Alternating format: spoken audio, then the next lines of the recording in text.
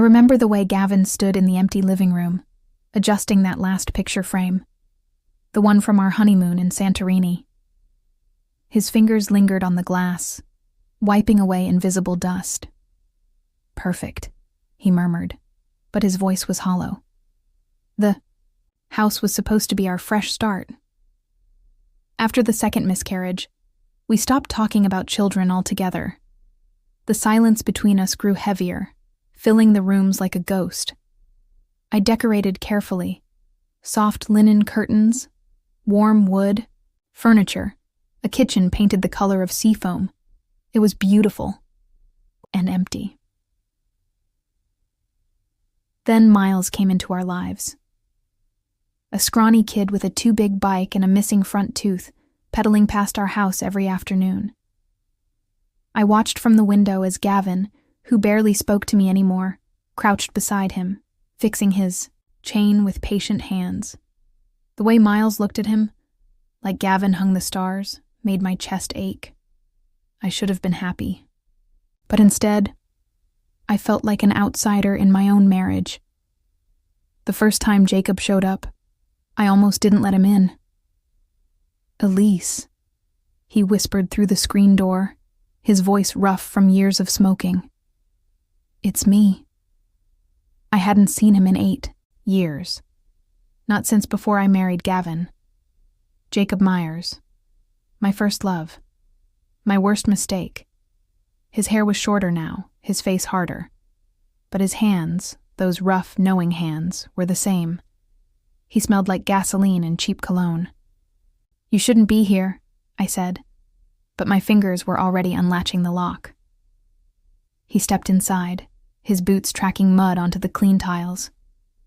"Missed you," he said, and just like that, I was 19 again. Reckless, alive, wanted. It started in the guest room. Jacob would come over when Gavin was at work, slipping in through the back door like a thief. I told myself it was just physical, that I wasn't really betraying Gavin, because we hadn't touched each other in months anyway. But then Jacob started staying longer. He'd smoke in the backyard, shirtless, watching me with those dark, knowing eyes. "You're too good for this boring life, Elise," he'd say, tracing my wedding ring with his thumb. "You used to be wild." One afternoon, he pulled me onto the laundry room floor, his mouth hot against my neck. The washing machine hummed, drowning out my gasp as he pushed inside me. I should have felt guilty, but for the first time in years, I felt alive. Gavin knew.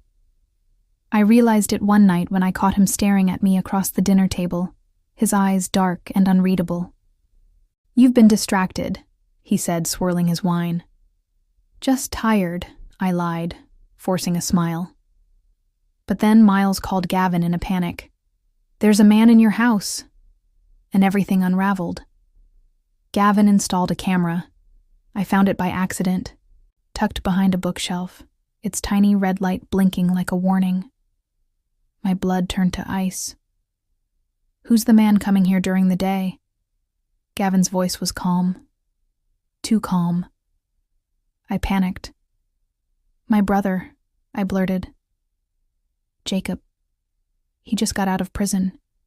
"He needed a place to stay." Gavin didn't yell. He just looked at me. Really looked at me, and I saw the exact moment his heart broke. "I talked to Jenna," he said softly. "You don't have a brother." I crumpled. Gavin gave me 2 hours to pack. I took only what I could carry. Clothes, a few, photos, the necklace Jacob had given me when I was 20. At the door, I turned back. "I'm sorry," I whispered. Gavin didn't look up. "Go be with him, Elise. You clearly never stopped loving him." I wanted to argue, to say that I had loved him, that I still did in some broken way, but the words wouldn't come. The family that wasn't mine. I heard through Jenna that Jacob went back to prison 6 months later. I also heard about Gavin, how he and Calvin became something like partners, How Miles called him Mr. G with a grin. How they sat together on the porch on summer nights, laughing like a real family. Sometimes when I'm alone in some motel room, I let myself imagine what might have been, if I'd been stronger, if I'd loved Gavin enough to stay. But life doesn't give second chances, and so I keep running, while Gavin finally found his home.